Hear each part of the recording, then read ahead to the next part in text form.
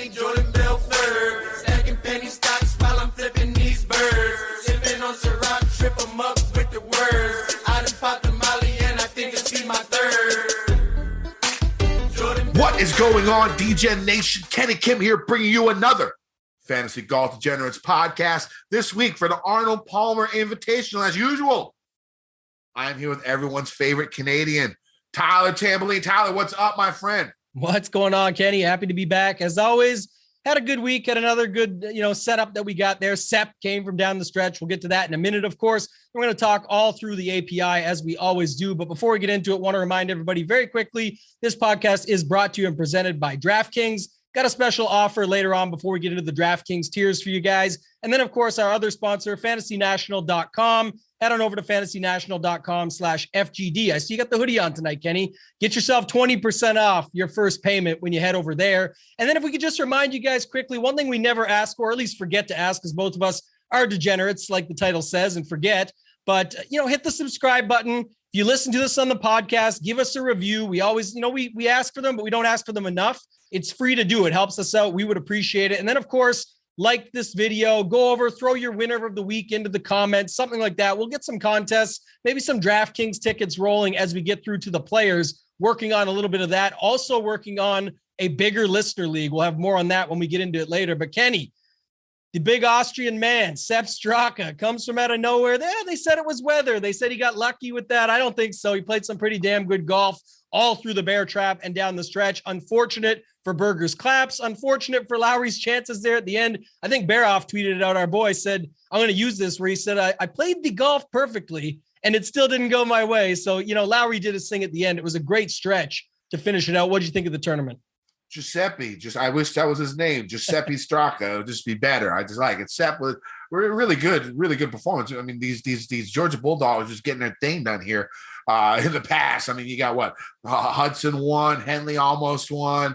You got them winning a national championship. You got Sepp winning last week. You got DB from the Tour Junkies leaving his job and going full-time tout. Yes. These Georgia boys, congrats, DB. By the way, that's pretty awesome. These guys are getting, they're getting a little run now. It's like, after years and years, like Boston, after years and years, the Cubs, years and years of struggle, never winning nothing. Now they're getting all the W's, except for, the Falcons, who lost, when they were up 28-3 in that Super Bowl.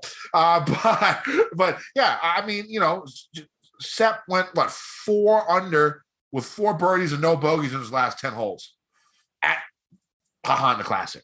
I mean, if you're in contention, you're probably going to be very close to winning if you do that. Go bogey free, 4 under on your last 10 holes. It's not like Lowry did anything too wrong. I don't even think he had a bogey on the back. I might be off on that. But the rain coming down and bad luck by him. He sort of looked like a little bitch complaining about that. Sort of little bitch like by Lowry. Now we know Lowry can be a little bitch sometimes after his little talk in the Ryder Cup. Sorry to my friends across the pond. I definitely rostered him. He was one of my cash game cornerstones. So don't get me wrong. It's not going to get me off of him in the betting aspect, but Lowry can be a little bitch. And so, that's what he did again. He bitched again and he ended up losing. He said he could have taken Sepp's angle, even though Sepp outdrove him by like 80 yards on that 18 par 5. He just didn't have the balls. Just go for it, man. What the fuck? I mean, you're either going to be first or last, right? I mean, I guess you're not. He's going to win money, but it's not like this guy is needing the money. He could have just went for it, balls to the wall. Maybe the rain stopped him. I guess it did, whatever. But thank you, Shane, for coming in second because it helped my cash game cornerstones. Fleetwood, of course, idiot Fleetwood missed the cut by going for it on 17 when he was 1 off the number and then had the easiest hole on the course coming up on 18, and which he ended up birding, which would have made the cut. Instead, he tried to hit this draw over the water, went in the water. So 1 missed cut for my cash game cornerstones, but overall it was a good week. I won in cash. The other 3 guys made the cut. Lowry came in second. I had Hubbard as a top 10, top 15. Glover was up there as well. So it worked out good. I saw the Berger collapse. Didn't really expect that to happen. I thought Sunday was going to be a snooze fest. It definitely wasn't. Berger made one putt outside of 29 inches on Sunday. That's probably not going to get it done unless your tee to green game is like unbelievable and you're hitting everything like within 5 feet, like a Morikawa type deal or something like that. And it wasn't that great. So it actually would have been a lot worse if he didn't chip in from off the green twice, and to still lose by like 4.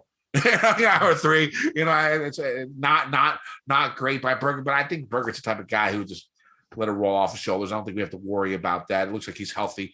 I think I read some stat from Justin Ray saying I think he's 42% top 10 percentage in events that he's played since 2020. The guy's really, really good. I think the guys in front of him are like Rahm, Rory, I don't even know, like the top of the top names. And I think we'll see him up there in the winning circle again. I don't think it's going to affect him too much. What do you think of the event?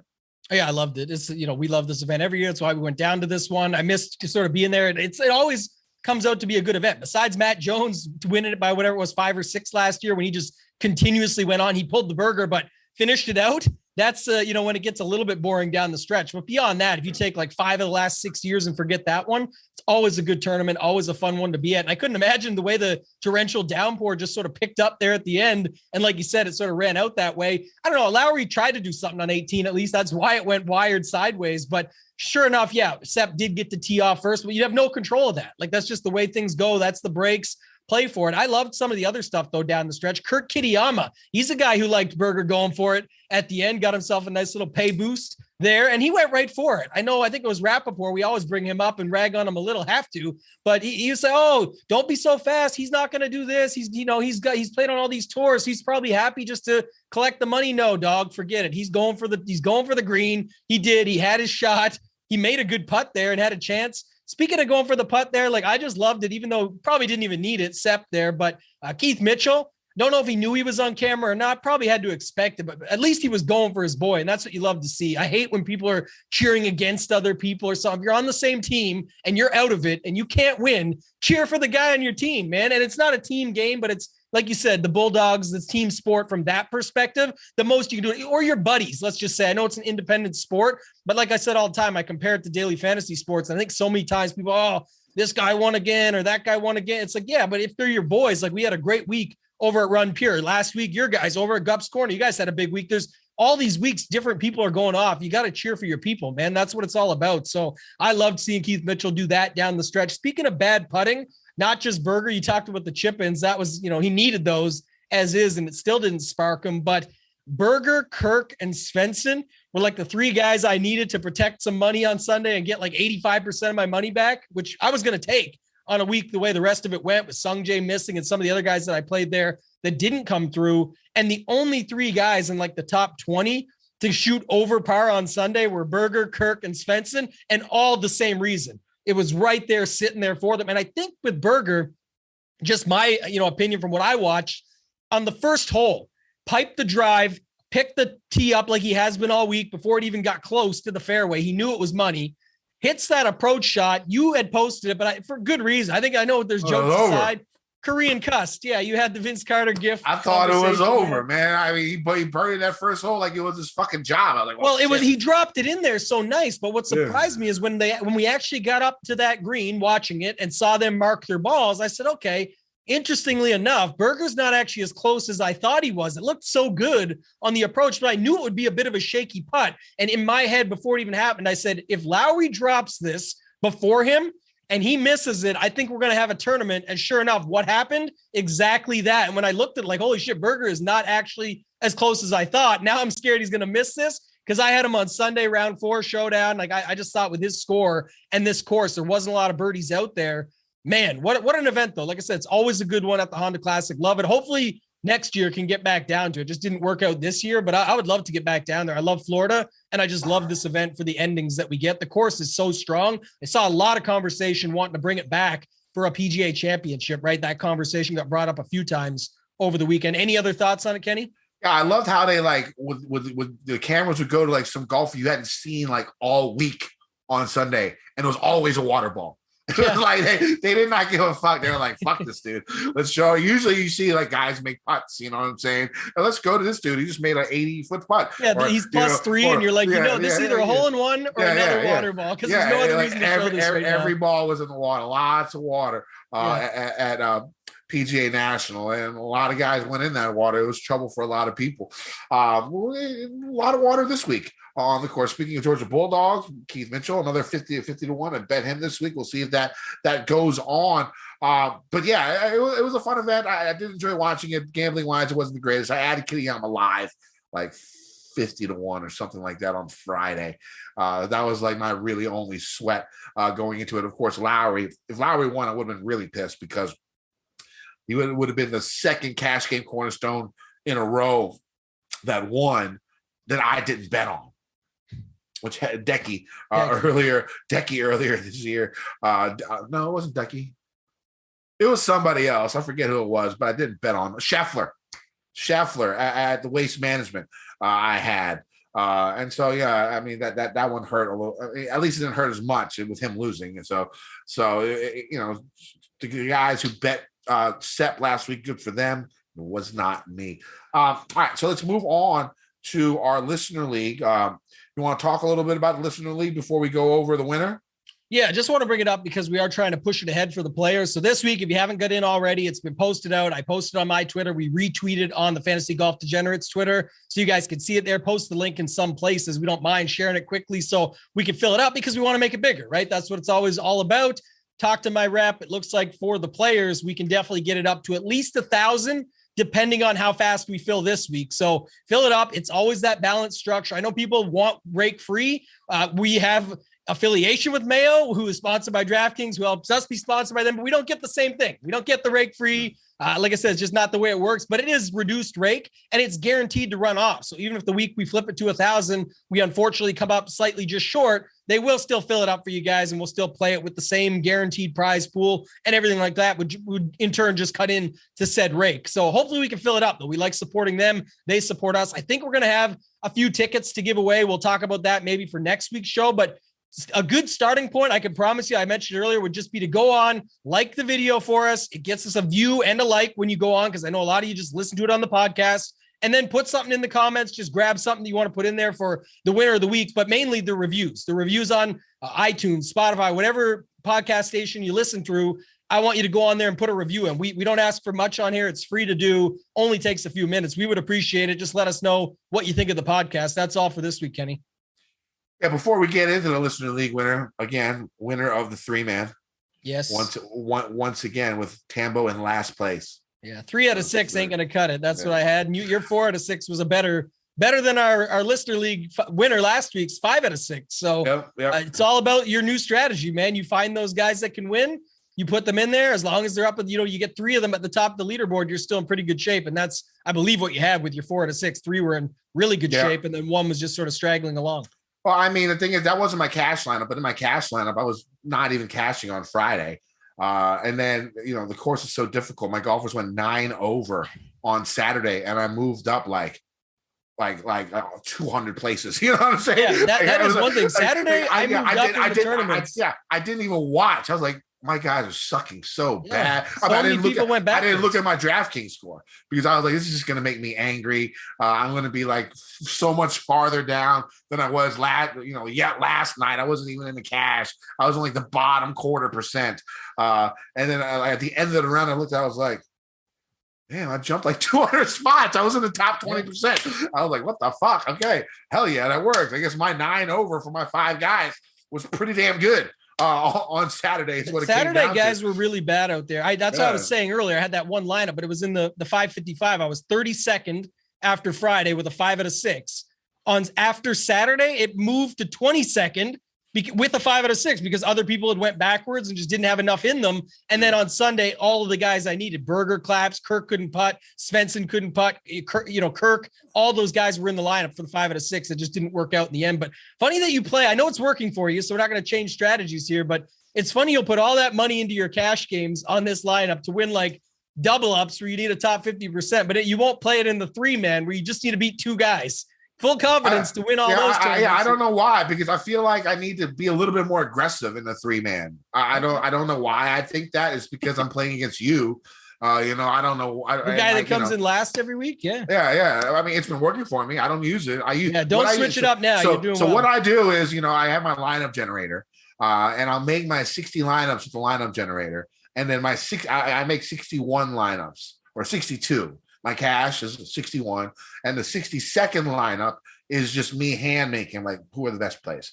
Who am I going to play? I make one lineup that's not generated by, the Green Machine on Gups Corner or whatever, or on Fantasy National, whichever lineup, or Run Pure, whatever one you use. And then I just hand build the final lineup. And I put that one in the listener leagues and the 3-man and one of the GVPs. Hopefully a GPP, because I would hate for you to be that guy. I wouldn't really want to associate with you as much if you're the guy that just has it in the 3-man and the listener league and then doesn't have it in the tournament where you'd win $250K or $50K or even the $5 pays $50K. I put it in a $5. I put it in a $5.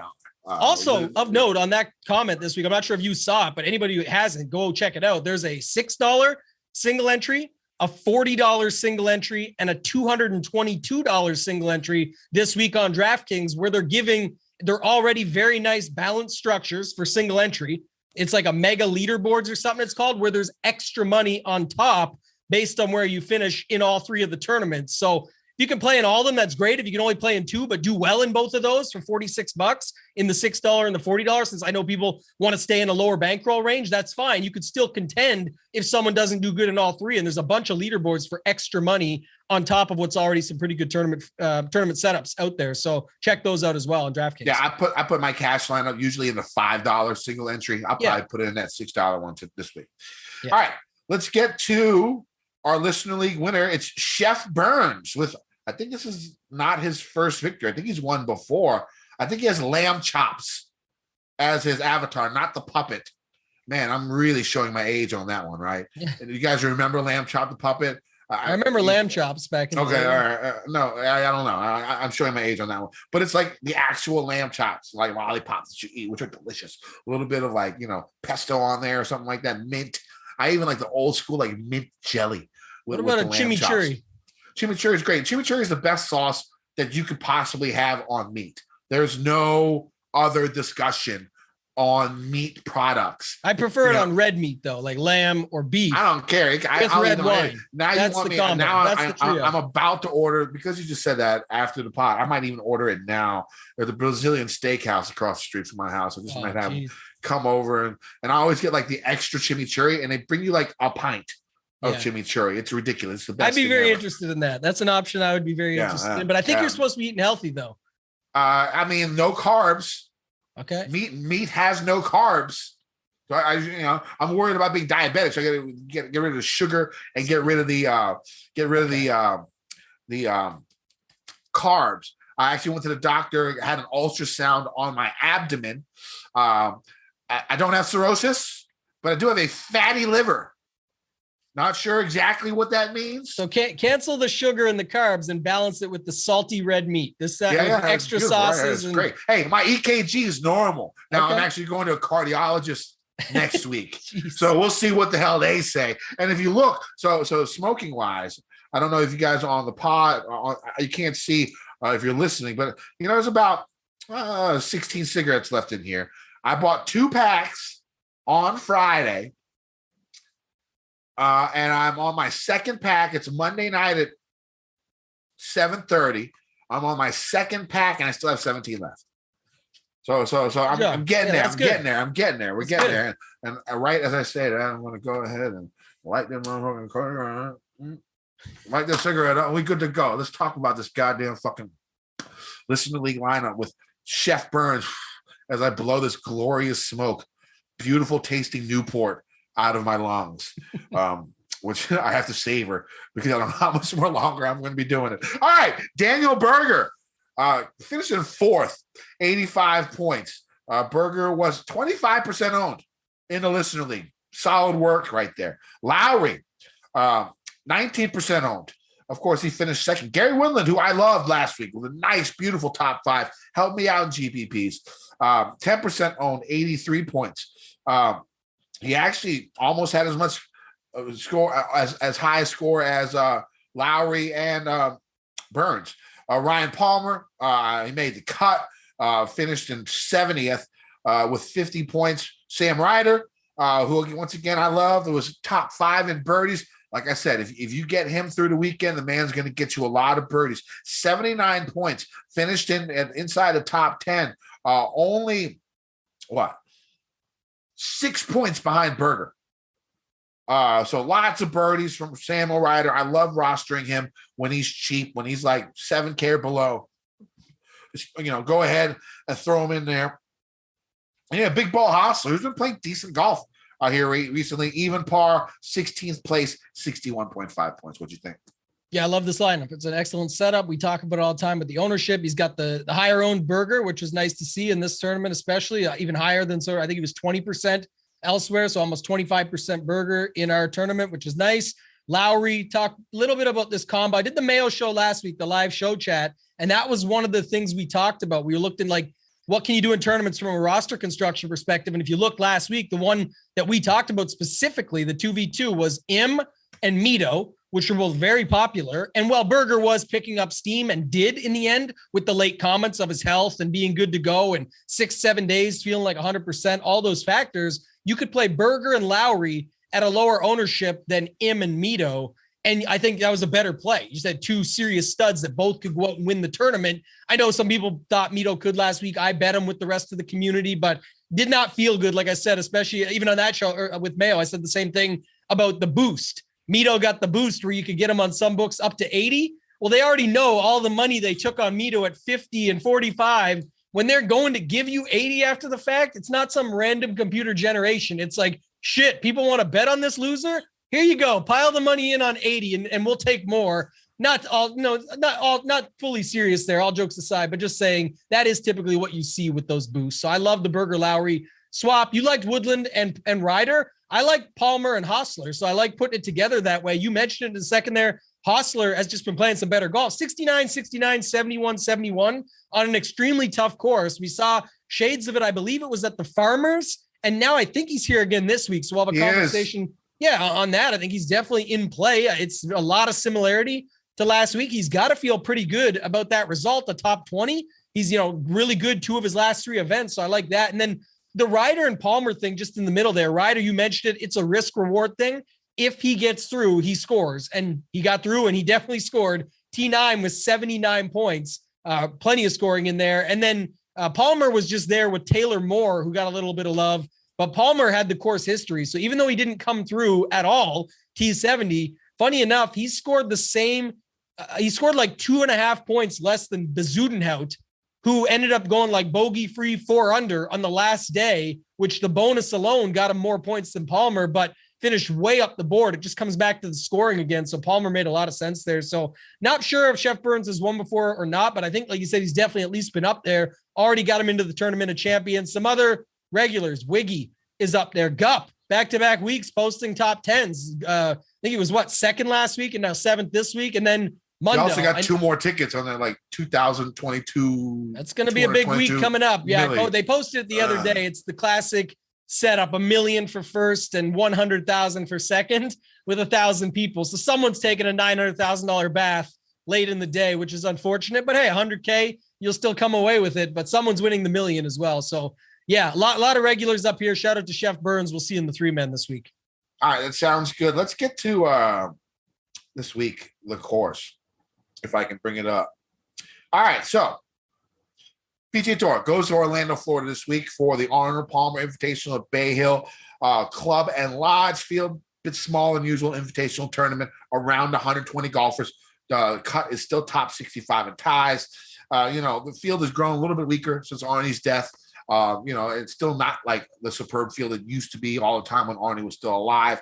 The funny thing is only 3 Americans have won this event since 2006. Their names are Tiger Woods, Matt Every, and Bryson DeChambeau. A lot of foreign golfers tend to do well and win this event. And, also the timing of the event sort of makes it hard to get a really good feel with the players next week and the match play the week after that. So, it makes, and of course the Masters in about 3 weeks. Masters about 3-4 weeks. It's going to be unbelievable. It's coming. It's coming. I can hear the piano and smell the azaleas when it comes down to it, and I could see Jim Nantz with his subtle tones talking about the Masters. It's going to be fun. Always looking forward to that. The weather, of course, always extremely important here. We've seen winning scores range from -4 to -18 just the last few years or so. The forecast this week calls for some rain prior to Thursday and calm winds, except maybe on Friday, which you can see around 20+ mile per hour gusts. Of course, this can all change.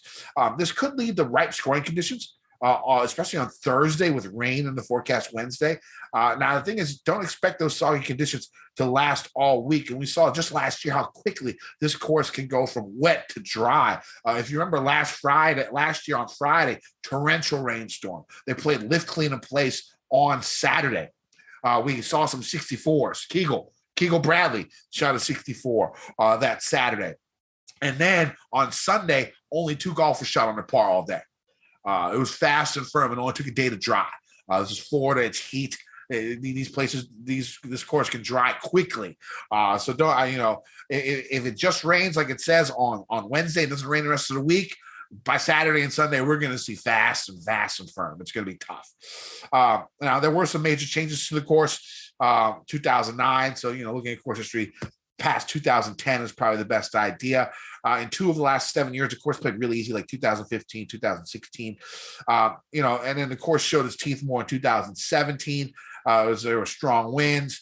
4 years ago, it was still difficult, 15th hardest on tour. 3 years ago, really firm conditions, 9th most difficult on tour. In 2020, brutal conditions. Hatton won at -4. Last year, only 2 golfers, I think 2 or 3 or 4 golfers finished double-digit under par. Weather and wind, it can play havoc here. It's also going to be a tough course. Another reason why maybe it's played so tough from 2018 to 2021 is they trimmed the rough around the hazard. So golfers no longer have the thick rough as a backstop to stop balls from going into the water and bunkers.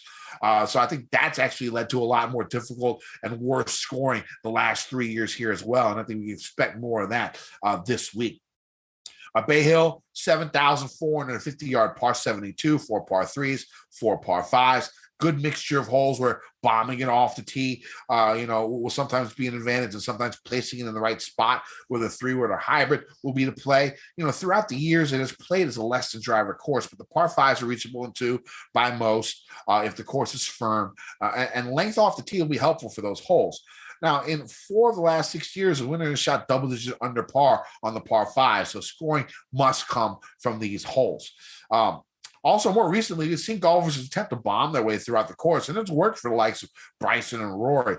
These younger guys now on tour, way more aggressive off the tee than the golfers, than of previous generations. So I don't be surprised if you see more driver off the tee than you're used to here. Off the tee, golfers are going to see wide.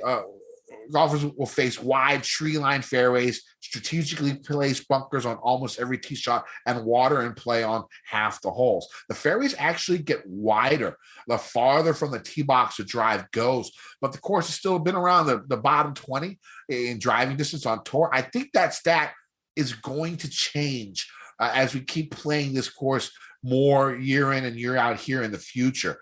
The thing about it is the main reason why the superintendent, he decided to make the landing areas from 300 to 325 yards from the tee much wider. The average width of the fairway at 275 yards from the tee at this course is 32 yards. The average width of the fairway at 325 yards from the tee is 39 yards wide. So lots dog legs, water, and thick rough will make some golfers focus more on accuracy than distance. But we've seen people, especially like Bryson, hitting it far and having wedge in your hands can work even from the rough. I saw pictures of the rough earlier this week, and man, it looks like trouble. It reminds me of like this ex I used to date. The ex that you had, in the beginning of the relationship. Everything down there when you're going down, doing your little thing for your lady friend. Everything's nice and trim. Landing strip. Sometimes on Valentine's Day, you get a little heart shape, wax everywhere else, nice and smooth. And then by year 3, you feel like you're Cunnilingus Jones in Raiders of the Lost Clitoris or some shit, diving into the Amazon rainforest to try and find the goal that you're trying to get. That's what the rough reminds me of this week that I saw, like just bush heavy. You know what I'm saying? Just straight bush. Now we'll see. I saw it last week. We'll see if they cut it. But I mean, damn, what I saw on that rough last week, it looked like it was trouble, and you can get lost in that bitch without a doubt. Now, even though the fairways are above average in width, there are many slopes and undulations, so sometimes a good-looking drive off the tee can still find a thick rough. On approach shots, golfers will see firm Bermuda grass greens that are elevated on some holes, surrounded by bunkers and that thick bush. And they're about average in size, the greens, but they're going to be super fast. Usually 12 and a half on the stimp is what we'd see normally here. Lots of slopes, lots of runoff areas. Water's going to come into play on wayward approach shots. And if the wind does pick up, watch out for plenty of drives in the drink this week. Tambo, what are you looking for this week? I think it was Scary Movie when she pops it out, the bush flies, the bats roll out, and she said, it's been a while. Yeah, that's what I'm seeing when you're talking about thick rough and thick bushes. But this course is what you said it is. Like, it's going to be a challenge. It's fun. I think it was, plenty of people talked about it already for this week. But if you just go back to last year, Bryson DeChambeau bombing it, arms in the air, not him for other reasons, but for that reason. And then Lee Westwood challenging him. Remember, some 70, 80-yard deltas between their drives and stuff. You can get there many different ways, the way it's set up. So it's kind of good for picking through these players. We do have a little bit stronger field than normal, but not versus what we just saw last week or what we'll see at the Players, but a good field nonetheless. Some of the things you mentioned, just the fairways, approach shots, the opportunities game, big on par fives. Look, even if you are getting in some trouble, the water, things like that along the way, if you can escape and get the scoring on those par fives, you're still in better shape than most, and that can help you get through the cut, find your way there, and then get through the weekend. And then, of course, the proximity 200 plus. I think it's like almost 30% of your shots that are coming from that range. So we saw it last year. I feel pretty good about where I'm at when I'm going to go through stuff here today when we do the tiers. This is the same model that I used last year when I remember it was like later in the week. I was at Roto Grinders at the time, and I said, look, Bryson's going to win this thing at just getting that feeling like at the U.S. Open, just the way it's setting up. I think you had brought it up earlier in the week about his 200-yard game and how that would play in and work in his favor, and then it turned out to work out. So I'm sticking with it for this week. But before we get into these tiers, Kenny, want to remind people of a very special offer from our friends at DraftKings. When Covington and Masvidal step into the octagon this Saturday at UFC 272, DraftKings Sportsbook, the official sports betting partner of UFC, has a knockout offer for new customers. Bet just $1 on the main event and get $100 in free bets no matter what. Could be a first-round knockout, majority draw, or double knockout resulting in a no contest even. No matter the outcome, you get paid. If Sportsbook isn't available in your state yet, you can still feel the thrill of UFC 272 with DraftKings free-to-play pools. Everyone can enter a free pool with $10,000 in prizes. Answer a handful of questions like how long the fight will last and who will walk out a winner, and follow along to track your results. Download the DraftKings Sportsbook app now, use promo code FGD, throw down just $1 on the UFC 272 main event, and get $100 in free bets no matter the outcome. That's code FGD this Saturday at DraftKings Sportsbook, the official sports betting partner of UFC. 21 years or older, restrictions apply. See show notes for details. All right, so let's get to these tiers in the 10K range. I have no idea what to do except for one play. We're going Hideki all the way up to Mr. John Rombo. What are you doing this week, Tambo? It's tough to say up here, man. I'm always a Rom truther, so I'm going to stick with that for right now. Like, it's already tough up here. It's one of those situations where we're going to talk through it here right now. But like Rory has that course history, but at the same time, he's priced up to 11-1. And don't forget, it's that course history, quote unquote, where we've seen Finau fail recently, Bubba fail recently, DJ fail recently with the same said course history. And now the price is up, and it is still Rory with Rahm, Hovland, Scheffler, Decky, guys that have been winning tournaments, and then Rahm. So it's very tough to see it. And I don't know if Rory will be as popular as some might think. So there could be an angle to take there. I think after Rahm, it's pretty even. You know, I don't like to play Decky at 10 anything. He has been winning more lately, but so is Hovland. So is Scheffler. So I'm happier to play Scheffler, Rahm, and then probably Hovland or Rory. That's kind of where I'm at in this range. I definitely like going up here to this range. I know that out of the gate because there is guys down below. It's another invitational where we can see this work. And you don't play two of these. Me personally, I'm not playing two of these guys together. Like I don't need a Rahm Scheffler. I can play Rahm and then play a 9K and go down. I can play Rahm a couple 8Ks and drop down, or do the same with Scheffler and go down the board that way. And then there's even some guys in the 9K range that I like as well. But for me right now, Rahm, Scheffler, and then likely Hovland or Rory, probably not Hideki, regardless of what his ownership is or not. At 10-3, I'm just not as interested. And he doesn't actually have the best history here. He's made the cut a lot. So I think every time, but not results that are going to warrant anything good for a 10.3K price tag. Yeah, well, I'm using Decky in cash. I feel comfortable with him making the cut every time. And, I'm not too worried about his past performances. Like he makes the cut. But, I mean, the guy's been playing really good golf for 6 months, 7 months. And so I'm going to go ahead and use Decky as my first cash game cornerstone up here. I'm intrigued by Scotty. After his win, he came back, backed it up with another top 10. Is this his time to start shooting up, trying to get in the likes of Morikawa and Hovland? A win here would probably do it. If it has to be true. I mean, the Waste Management is a pretty top field now, and then you have this one, Arnie's tournament, which is another big time event. If you can get this W, which I don't see why he couldn't. I mean, he's top 10 in my model. Lots of birdies, really good on par fours. Now the big question is this the week people not roster Rahm? I know you always think Rahm is going to be heavily owned.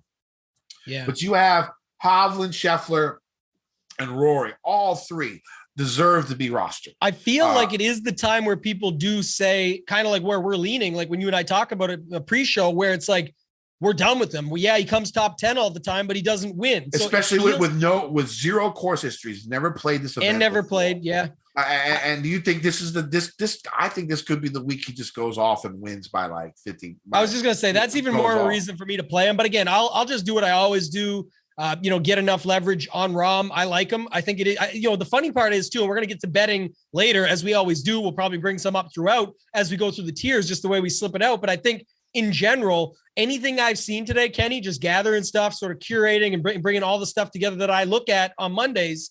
A lot of people talking about like, forget the long shots. They'll take some. Everybody always loves a good long shot, but a lot of these guys in that 30 to 50 range, right? Like the Fitzpatrick, even up to 50, Burns, Homa, Fitzpatrick, Matsuyama. We'll talk about all these guys later, but I just think this could be a week those guys just all get burned by like the 5-stroke. Rahm finally finds a putter and ships the thing. Or Rory. Remember that one Sunday here when Rory got the job done back in, I believe it was 18, that he got the job done and gained like 5, 6, 7 strokes on Sunday. I can't remember now, but just blitzed the field with the putter. I think that could happen very easily this week, but it would likely be Rahm that does it. Yeah, I mean, I really still don't know what I'm going to do. I think if Rahm and Rory are close in ownership, you probably go Rory. If Rory's 8 to 10 points higher, maybe go Rahm. That's something that I'm thinking. You just got to wait till Wednesday and see when they get those ownership projections out. If Rahm's going to be like 12%, I think paying 11-1 for Rory just feels so bad. I mean, the guy's one of only like 4 golfers to win a tournament in each of the last 3 years, so it's not like he doesn't win. You know what I'm saying? I mean, like don't take this the wrong way. He's got way more winning equity than Matt Fitzpatrick, who we'll talk about later. But just to give you an example, I know he won here 4 years ago, Rory, but last 3 years, what people are going off of right now is course history. And if you go last 3 years, 10th, 5th, 6th, you've got Fitzpatrick, 10th, 9th, 2nd. You've got Kokrak, 8th, 18th, 10th. You've got plenty of guys that are basically doing the same thing. Fleetwood, 10th and 3rd in 2 of the last 3 years that are way down the board. And Rory's been playing okay lately, 10th, 3rd, 12th, and then a win, obviously, before that. But it's like 11-1 is expensive for him to hope that it's just he has that API history again when you've got Rahm, Hovland, Scheffler, Matsuyama all right there in the same range. It is tough. So I'm not sure what people do. The price seems right to me. I don't have a price. I don't have a problem with that price. I mean, what you just spit out for his course current form is pretty fucking good. Pretty good. Yeah. So I mean, who do you think is going to be the lowest owned here? Is it going to be Hovland? I have no idea, man. Probably it's likely to be Hovland or Scheffler, just because both them would be who people would say is overpriced. Decky, people can get by on, what is it, 2 wins in his last 5 or something, or 6. So they can get behind Decky. Scheffler is expensive, but people kind of like him. So I don't know, maybe I think it's Rory or Hovland. And the only reason I say Rory, because you think Rory's going to be lower owned?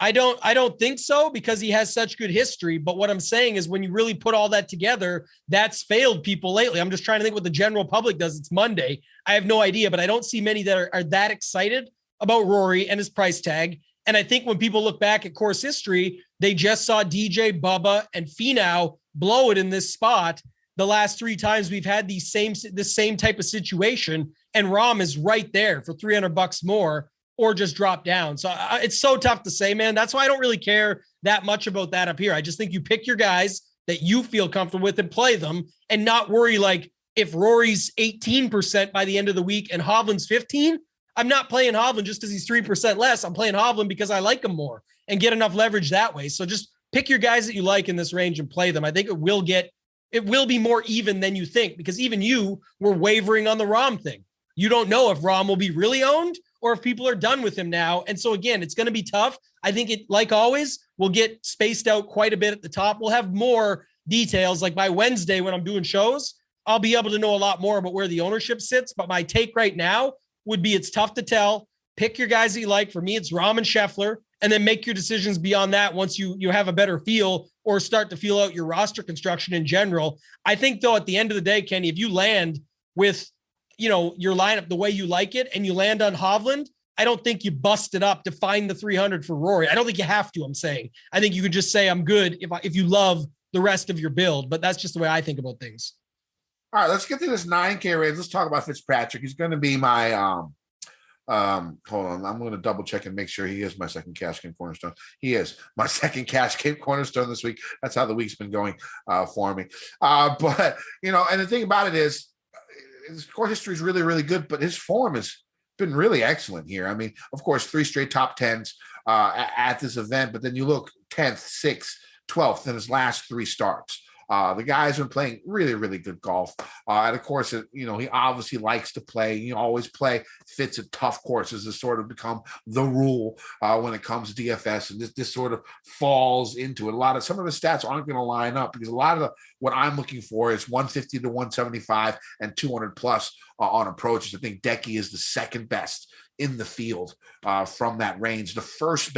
The best in the last 50 rounds. The best in the field is actually my next cash game cornerstone after Fitzpatrick.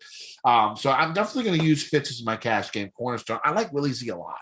I'm going to be on him once again. The guy is, again, 26, 2nd, 6th, 7th in his last 4 events. The top 10 here last time he played. Again, iron play, exceptionally strong. Bogey avoidance, really strong. One of the best from 200 plus, actually the best from 200 plus in the last 50 rounds in this field. I really like it. I like Adam Scott too. I like Adam Scott a lot. Scott, low-key, been playing really good golf. 4th, 38th, 9th, 10th in his last 4 events. He has a 3rd here in the past. You would expect that his type of game would do pretty well at this event, where, his irons are strong, lots of DK points, really good from 450 to 500. Good strokes gained par 4, strokes gained par 5, inside the top 17 in both. Really good with his longer irons, top 10 in proximity from 200 plus. He just seems to make a lot of sense this week. So I like those 2 guys a lot. I like this 9K range too, because I'm thinking about Haddon. I'm thinking about Sungjae. What do you think about Sungjae? I love him. Yeah, I'll say this off the top. It does feel eerily similar to the Sony, when we all played Sungjae, and then Decky right above him goes out and wins, and you go, oh shit, yeah, the major winner, the guy that's been crushing it this last year with all the pressure gone of winning a major for Japan and all these factors, goes out and just crushes him. But now we get a little bit of a flop lag situation. He's, what is he, 21st, 3rd, and 3rd here the last 3 years. The stats line up. If you look at Sungjae, he's 2nd over the last 6 months, which is 42 rounds for him. So almost the last 50 rounds going to pop as well for that 200 plus proximity. He has the all around game. He really pops, in my model, at least, on all the things that we're looking at: the par 5 scoring, DK scoring, overall tee to green, hitting fairways, everything that we'd want. So I like Sungjae quite a bit this week. I also think later on, we'll talk about, I'll just intro it now, but for one and done, I would imagine a lot of people burned Sung Jae last week and didn't, get there with him, obviously, with the missed cut. So I kind of like using Sung Jae this week, hoping he makes the cut, usually doesn't go back to back on missed cuts, and comes in a little bit better this week. So I know that's tough for some to get after, but I really think that's a key factor here. Fitzpatrick is going to be popular, but it's for good reason, like you said. And the withdraw, if anyone's wondering, a couple weeks ago, maybe forget about it, but it was only for a stomach illness. We were all going to jam him in there too. And instead he screwed us all. And we all plugged in Taylor Gooch when he withdrew. And then he screwed us all, but he had one of the best comebacks, which we forgot to talk about last week on Twitter, when he just dunked on that guy and just tore him up with his 2.5 million year to date winnings, with a lot of time left to go and a lot of money to be won still. So shout out to Taylor Gooch. I thought that was incredible. Adam Scott, I'm with you. Listen, I'm committed to this right now. Scott this week and next week. Maybe he comes through both here and the players, but if he doesn't come through here, I'm going right back to him. Don't let me forget it, because he should be priced down even a little bit more at the players. Even if he does well here this week, I'm still going to play him, because then he's in form going into the players. But I think, like you said, his form has been good already. Another note to all the stats you listed, he's also very good on the fast screens, and we've got the fast screens here this week. So I like that. Willie Z, I always struggle with this guy. I talk so much shit about him. He does pop really well for a lot of stuff, especially, hitting greens. As always, that's what he does. Tee to green in general, those longer irons. I still don't understand why people are rushing to bet this guy at 30-1. He literally never wins. He has one professional tour win on the Korn Ferry Tour. His roommate back then and teammate, Cameron Young, is like 90-1 this week. Already has 2 wins on the Korn Ferry Tour before he made it to the PGA Tour. Balling out just as much right now, is cheaper in DFS, has a longer price on the betting board, and has motivation coming into this week, needing to get into the top 50 to get into the players. So I'm just saying that now. If you want to put him in your lineups, no problem, because he can be your second or third guy in at 9,400. But and his stats are good. But I prefer Fitzpatrick. I prefer Sung Jae Im, and I love your call there on Adam Scott. We didn't talk about Hatton and Leishman, but go ahead. I mean, you think about Zalatoris. I mean, Sepp's never won. He won last week. Joaquin hadn't won in like 3 years. He won. You got who was it? Hoagie. He never won. He won. List. He never won. He won. So I mean, but you're saying guys that took years for them to finally be. Think people said that about them for years. We've talked about on this very show for like 3 years about Luke List, and he finally gets it done 3 years later from when me and you met. You know what I mean? That Zalatoris just came on. The guy can't putt. You need to be able to putt here. You have to get hot with a putter. It's always been his problem. He can't putt. I think he's a much better DFS play than a bet at 30-1. That's crazy. I didn't bet him. You can bet Decky at 28-1, a guy that's won 2 times in the last 3 months. Yeah, I bet Decky, but I couldn't get to bet Fitz, because 20-1 on DraftKings is just disgusting. I'm not going to bet too. 20. Yeah, those odds are insane. You could probably get better numbers somewhere else, but I use DraftKings. Even if you take the 30, you still those numbers. Yeah. I'm with you. Yeah, that's what I'm trying to say. I would rather take shots on guys further up the board that have already won on tour or have done just as much. I bet Cam Young at 90. There's a spoiler alert for later. I said it today on Twitter to someone. I said it feels like the spot where everyone says he's got the long game like Bryson. He has the motivation. He has all these factors, and then we'll let him off the hook when he misses the cut because of fatigue, because he has played a lot of golf. And you and I have talked about that lately with certain golfers where they get to their 4th, 5th, 6th round out or 6th tournament out, and then all of a sudden they're falling off a little bit. But yeah, we'll get to that later. I just wanted to bring that up. And I always take a good slander against Will Zalatoris. So I got to get there with that too. Yeah, I'm going to have a real tough time picking just 7 guys above 9K to play. That's usually how I base when I make my 60 lineups and I have my 30 to 35 golfers in my pool, usually 7. I try not to go more than 7 at 9K and above. And it's going to be really hard for me this week. I can tell already. Decky's already in there and Fitzpatrick's already in there because of cash. I have 5 other options. You'll be all right. I think you're all right with just Adam Scott. Adam Scott will be there. So that's 3. Yeah. And I got 4 more to go. I'm thinking I'm going to play Will. You only got to cut 4 guys, though. We didn't even mention Hatton and Leishman. You're going to cut someone up. All these guys, I think Hatton, the guy's been playing under the radar good golf. here recently. And again, of course, his course history here is pretty fucking good, but 28th, 4th, 6th, 9th in his last 4 starts. That's pretty good for Terrell. With a win and another top 5 here in the past. So it's tough sledding. We'll have to figure it all out by Wednesday when we do our written stuff, our respective sites. As good as 8K range. I was talking about him earlier. The best in the field from 150 to 175 and 200 plus is Paul Casey. He's my third cash game cornerstone. The guy just makes cuts. He likes to make cuts here. Best approach game in the field. Top 5. In 150 to 175, 200 plus, top 5 in par 5 scoring, fits every bill. I think he will be popular. I have no problem with that, using him in cash. So I do like him. I think it's time for another. What do you think of Sam Burns? 50 to 1 Sam Burns. For a guy who's, what do you think? He's been struggling here recently. 3 straight missed cuts. Is it worth it to throw the 50 to 1 out there? For him, just because it seems like a pretty big number for a guy of his talent. But we said that with Patrick Reed a few weeks ago when it was 90 to 1, and that didn't pan out. I think Burns is definitely a better bet than Zalatoris because, again, actually wins, has that moxie. I personally like it at 50 to 1. I didn't bet it. I went a little bit different route. We'll talk about it later with some of the other guys at 75. I'm willing to go up there. Like I said, I went up a little bit further, but I think that number is nice. He's been really bad lately. Now, that can all change in a heartbeat. Really bad for him is what? Bounces back here. I know it's 3 missed cuts. Before that, it was the 19th. Missed the cut here last year. Before that wasn't great, but I don't think he was the same golfer. So the number definitely seems better for a guy that can beat this course. Like, he's down to 8,800. Scheffler's up to 10.6. A few months ago when he was winning, but Scheffler wasn't role reversed, but it was definitely a conversation. Like, Burns is doing his thing. Gooch is doing his thing, but Scheffler wasn't getting the win. He was the best without a win or whatever. Then he went and got his. So I don't know. The price seems good here, but 50 to 1 is, you could bet it. It's a good number.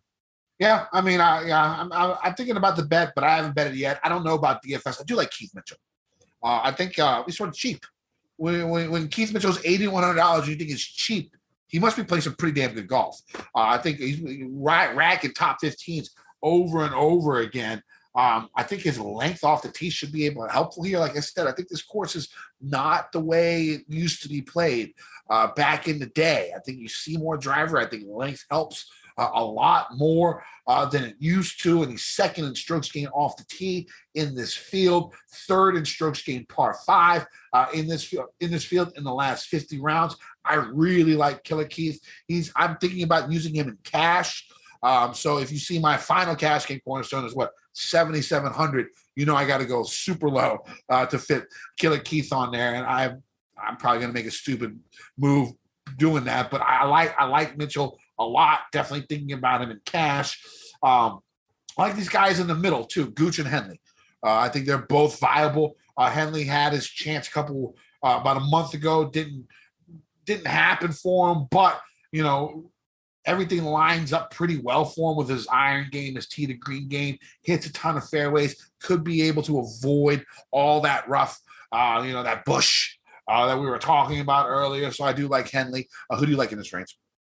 Right at the top, I actually don't mind Horschel. He's like 8 to 9 made cuts here. When he gets hot, we talk about it all the time. Still on Bermuda, still in Florida. Really good run right now coming into this tournament. So I think, again, I don't know if he'll get played very much at 8,900. Just, it's people don't really like to play him.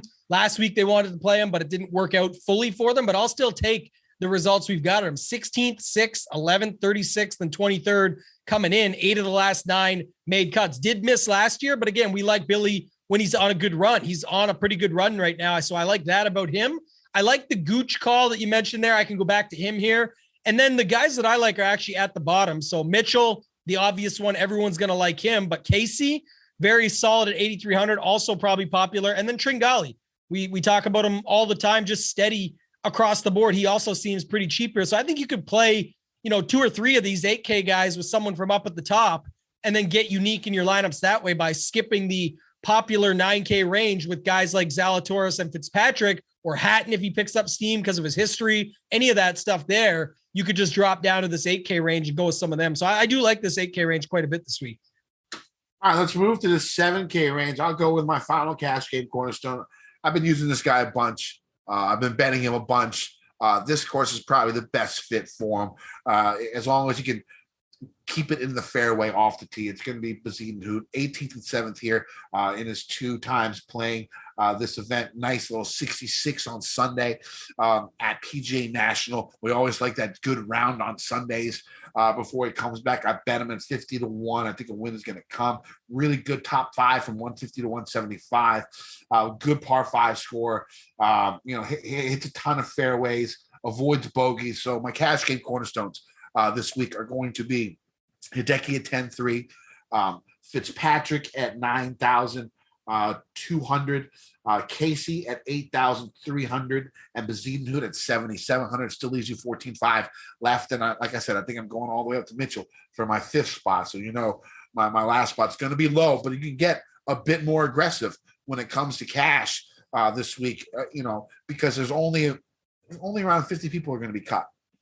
Instead of the normal 90 or whatever that are usually cut week in and week out. So that makes a big difference when trying to make your lineups this week. Other guys that do like in this top range, Jason Day, he showed a little bit, took some time off, but showed a little bit the last time he was out. If he's legit in when he says that he's the healthiest he's felt in years, at $7,900, he could be a value.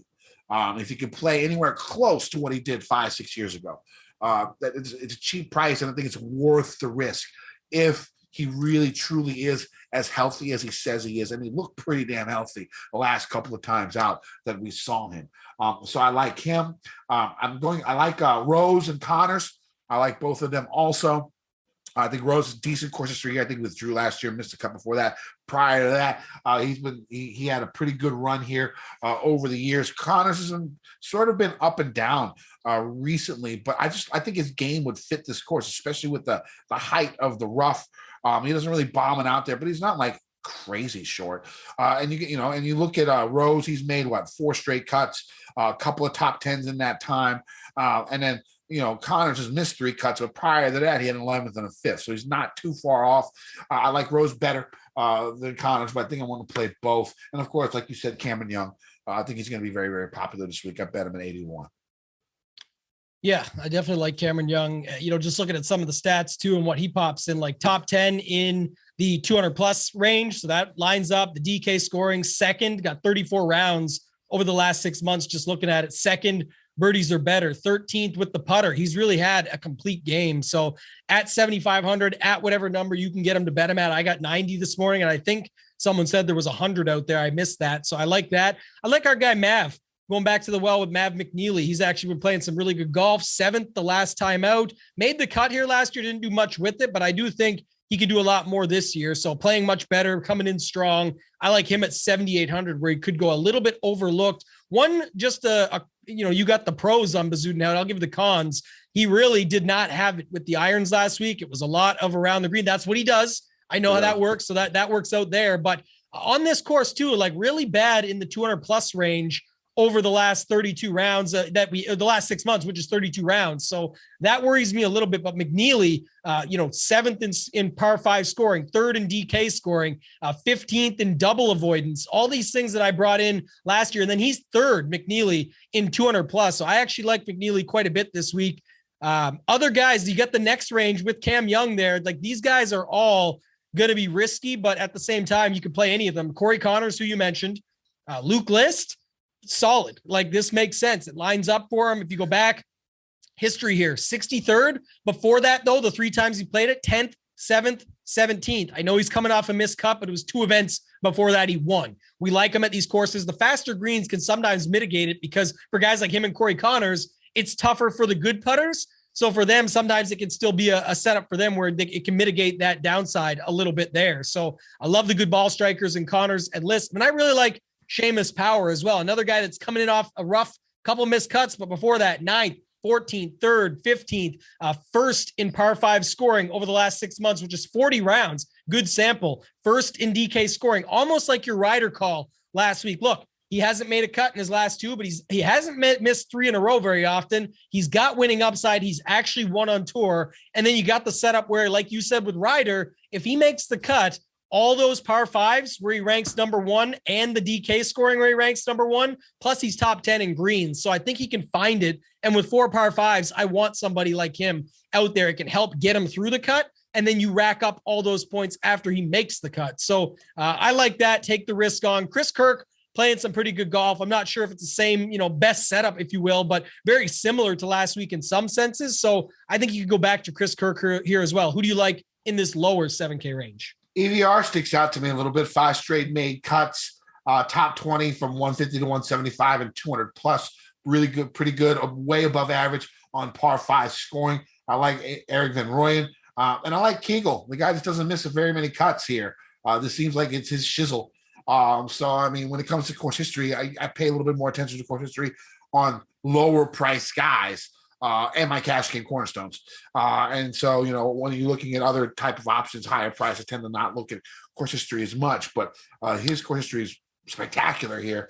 So I sort of like those two guys a lot in this bottom range. Yeah, the EVR one is one we always talk about, right? What do we look for with EVR? What about Thomas Peters? Everyone loved him. That would be the ultimate. Everyone loved him a couple of weeks ago. I feel like this could be another type of course that he does well on. I like him at 7K and half or even less than half, more than half the ownership. Less than whatever. I'm not really talking very well today because I need more nicotine in my life. But I think that would work too. I think Peters works well at 7K. Yeah, I like a few guys down in this range. I'm glad you brought it up. EVR, I was just saying, like what we always like, right? The little bit smaller field. It's not as small as the WGC, but he's priced down. He's in a bit better field that, better than most, where, like I say, it's a good spot to be for that. And then he's cheaper. He's 7,400. So the price is there that you can get away with it. I like that. Love the Keegan call. Cut making machine, 9 for 9, made cuts here, 10th last year, and then 4 straight cuts coming in. So gotta like that for Keegan Bradley. Tom Hoagie fits the same narrative as going up to Luke List. 2 out of 3 made cuts with finishes of 15th and 26th, and obviously in form with the win in the second place that he's coming off of recently. His ball striking's been there. So I do like going to him. He pops as well in a couple categories, not just tee to green in general, but birdies are better, DK scoring, strokes gained approach. He's second over the last 6 months, and he has the full 50 rounds. So gotta love that with him. Lanto Griffin, another guy, 2 for 2 made cuts here, has only played it the last 2 years. That's his times here, 21st, 26th, coming in off 3 straight made cuts. And he's so close to our old Rick Gaiman rule, right? He's 7,100, but we know he's better than that now. So he can't always get under the 7K range and go sub 7K, but at 7,100, gotta like that. And then another guy there with Peters right at 7K that I like, hits all metrics for me. The stats are there. Pops really, 24 rounds in the last 6 months, and he's 7th in my model, 9th in strokes gained par 5, 5th in double avoidance, 12th tee to green overall, 4th in fairways gained, and then top 20. Who are we talking about here? Party Marty? Party Marty Laird, you got it. And look, people will probably say the same thing and go find him and get to him on DraftKings, but how much? What'll he be? 8%, 10%? Like, I don't care. He's not going to get to 20% where it's a decision like there's so many other guys there. And I also think I like the guy above him that people will bring up, and I'm on him too, but Sebastian Munoz is trending up. He went from 39th to 23rd to 21st, last 3 tournaments leading in. So Munoz is another guy that you could look here down in this range. I didn't really pull his exact stats, but the one that did pop for me was 22nd in Eagles. So those par 5s, it'll go with that. And then 6th in the 200 plus proximity. So Munoz, a little bit of love there as well down at the bottom. What are your thoughts on the worry about Munoz is he's almost dead last in bogey avoidance, almost dead last in strokes gained par 5. Yeah, I think I would rather flip-flop there. I did bet Munoz because of that, the numbers that I just gave you, but like Peters is the same price. And I don't know if people want to go back to him, but it's kind of the same situation. Can bomb it out there, has the talent, has the upside. The price is only 7,000. I think we got to go back there. So I would like him more than Munoz this week, especially because I think Munoz could get some ownership. Also, Marty Laird, like I said, just won't get enough love. And even, I don't know your thoughts on this. I was going to ask you, but Thigala, right there at the bottom, like the talent's been there. He's made his way through. I'm playing him. The guy's talented. I'm playing him, but I like Peters a lot here. I mean, he won 6 weeks ago across the pond. So, I mean, wins could be. Let's go to the 6K range. Couple of guys I like down here. Bo Hasso, we talked about him earlier. I think I could go back to him. I really like your boy, Taylor Pendrith. this week. I like him a lot. I think his bombing aspect, like I said, can be helpful on this course as long as he plays it correctly. I think his top finishes all come on longer, more difficult courses. Farmers, I think he did decent at the Farmers. I don't remember if it was Genesis, but he had a couple of top 25 finishes here recently. And I like Fratelli at 6,900, sneaky long. He's gained a ton on his drive. I think like 20 yards in the last couple of years. Plus, on his driver, good finish last week at the Honda. So I like Fratelli a little bit. And if I'm going down below, like, what do you think of this cash line? I know you're probably going to hate it. So I got my 4 cash game cornerstones. Then I'll add Mitchell, and I'll end with Zach Johnson, who's made 11 straight cuts here at the Arnold Palmer Invitational. Yeah, I'm contemplating going Mitchell and ZJ. It's not going to be my final one, but that's what I have right now to fill out my cash game cornerstone. So I'm thinking about it. It's fine. I mean, it's fine. You have the main ones like Fitz, Casey, ZJ is fine at that price with how he makes cuts. You just got announced as the Ryder Cup captain today. He was a little fired up this morning going in on the video. I tweeted it out. I thought it was funny. Like, he's getting the crowd going. He said, we're not supposed to win in Europe, but a lot of things weren't supposed to happen for him. Think about his career and what he's done with it. So I kind of like that fire he was bringing to the table. And I'm sure they'll pick a good team. It'll all make sense in the end. And there is have a good run. I think it'll be an interesting spot.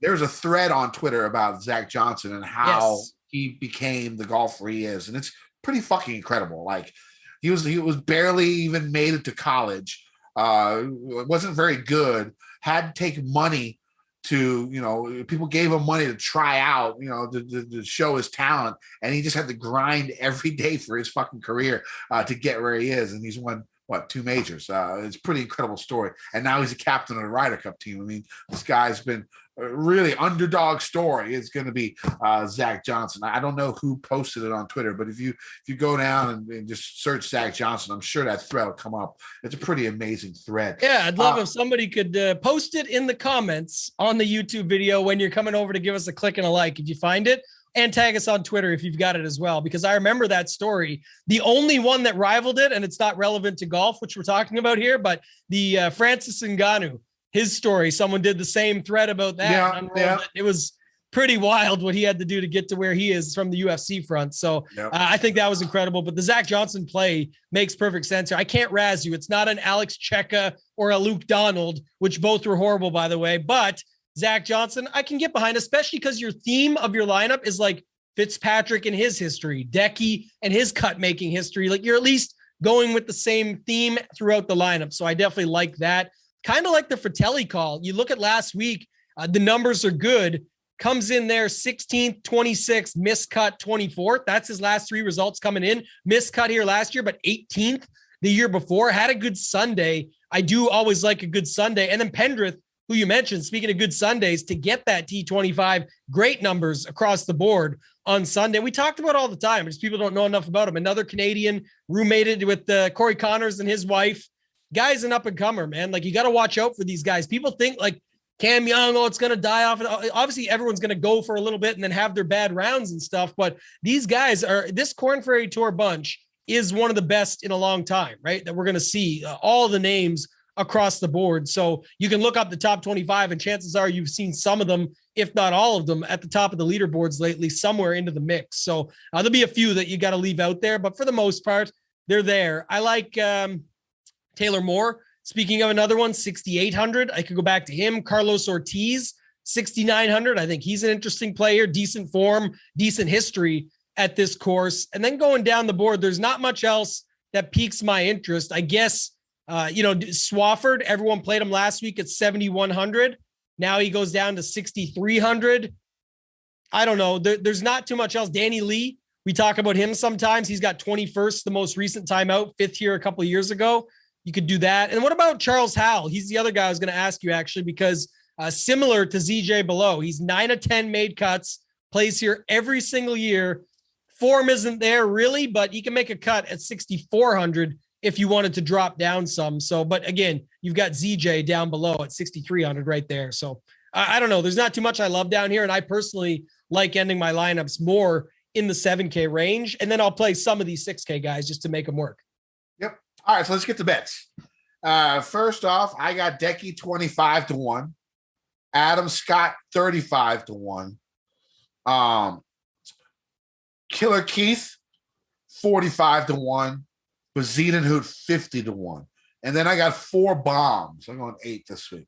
But 4 of them are bombs. The first one's going to be Cameron Young at 80-1. Peters, 130-1. Fratelli, 150-1. Penrith, 250-1. I like those bombs a lot more. I just was looking at my book right now, and there was a boost on John Rahm, but it gets it to 11-1. It's interesting because I bet Rory at 14-1. So my bets are Rory 14-1, Sung Jae 30, going back with that flop leg. I do like that. 2/3 here the last couple of years. So last 3 years, 2/3, 21st last year. I like that. McNeely, I went with. I talked about him a bunch earlier. Just everything about him I like. And at 70-1, that's a good number. Seamus Power. I got a lot more love for this guy than I probably should, but he's come through. He's won already on tour. I know it was the Barbasol, but he had to grind and get the job done. And at 75-1, I don't hate it. Cam Young, I talked about earlier at 90, and then Munoz at 125. For one and done, I might swerve. I'm thinking Rory or Fitz, but if I wanted to swerve, maybe I go Scheffler. Yeah, I like that actually quite a bit. We talked about that earlier too. What about yours? I mentioned, I talked about it a little bit earlier, but maybe it was pre-show, you and I. Sung Jae, I just think, like I said, the strategy here is obvious, is that people used him last week and got burned on him because it was the Honda. A lot, enough people use, not everybody, but a lot of people used him last week. So now that they don't have him, and I know that, I think it's a good time to pounce and just try and get a third, like he said, 2 of the last 3 years, or a 21st even, and take what you get. Obviously, Rory for the course history, and especially Rory, if you're going to fade him in DFS and play like Rahm and Scheffler like I am, and maybe Hovland, then I could maybe get behind Rory as well, but he'll be popular. If you're going down the board, I like doing something not too crazy. I like what you said earlier, like maybe an Adam Scott you could play, or a Paul Casey, where who knows, like people want to save Casey for the Valspar probably, but you could use him now. He's got a pretty good track record here. You liked him. Some people are betting him already, I see out there. So I could go with Casey as well and use him in one and done. All right. Well, you can find me on Twitter at KendoVT. You can find my article on gupscorner.com. It's already posted for this week. On Wednesday, I'll add on my favorite GPP play in each price range, any adjustments to my cash game cornerstones, and my final betting card. Use promo code Kenny. Save yourself some money. I think 20 or 30%. I'm trying to figure out. So either 20 or 30% on a membership to Gups Corner. Yeah, and you can find me on Twitter at @ToeTagAndTambo. I don't say it all the time, but be sure to follow me there because there's a lot more coming down the pipeline. Going to be doing even more content moving forward. Last week, I was at Mayo Media Network Studio. Happens to be pretty handy, luckily enough. So we did the live show chat. That was pretty awesome. I know we're going to be doing some more of that, at least for, I think it's going to be every Wednesday, if not at least the players upcoming. I know Kenny and I are doing some shows upcoming for the Masters, I believe. We're going to be doing some shows out there. And then I've got some more showdown content and stuff like that. It's going to be free and coming out as well. So you're going to want to follow me on Twitter at ToeTagAndTambo. Turn on notifications there. Other than that, you can find me at Run Pure Sports. Promo code DGEN50 if you want to sign up. That's DEGEN50. Get yourself 50% off your first month. Every sport, all the stuff going on. Not sure what's going to happen with MLB. Doesn't look promising as of now. So if you've got all our golf stuff, absolutely destroyed it over the weekend. We had the first and second place of members winning in the $20 for $250K and $100K. And then AP won $50K in the $200 single entry. Just a bunch of great scores across amongst everything else. So check us out there, Run Pure Sports. Yeah, I'm pretty sure Chef Perm, who won our listener league, is also Gups Corner member too. So we got a lot of stuff going on for both of us. So it should be a fun event. The rough is thick. We're going to have to look for the shit that we have to find. Let's win some motherfucking money. DGen Nation.